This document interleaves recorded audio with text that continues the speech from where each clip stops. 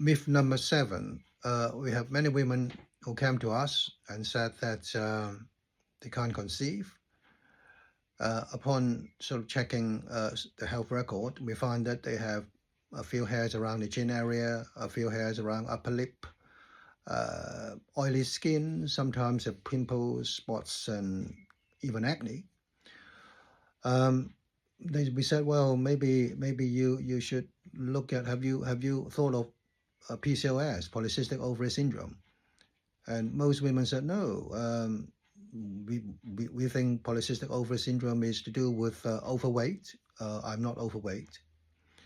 Well, that's a misconception. PCOS is not about overweight. The Rotterdam criteria that diagnose PCOS sets out 3 separate criteria. One is ovulation and periods, regular period or irregular period, ovulation or no ovulation. Second is a scan of the ovaries, or now is being replaced. The scan doesn't need to be done, replaced by a hormone test called AMH. So if your AMH is high, then you don't need a scan because that shows that you have too many follicles in the ovary. The third is symptoms like what we just mentioned, hair problems, skin problems, or you don't have to have symptoms like that, or a testosterone test and see whether the testosterone is too high. Now, you only have to meet 2 out of 3 criteria to be given formally a diagnosis of PCOS. So, if you're overweight, well, this is not even one of the criteria. So, there's a misconception altogether.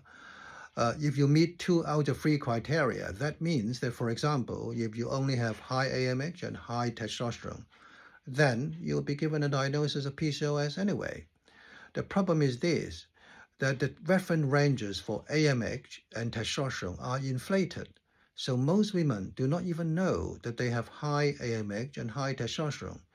Now, we have actually published a paper in the Journal of Gynecology in January this year to show that is the case for AMH references. There's also the case for testosterone, but we haven't shown it yet. I mean, that the paper was focusing on AMH.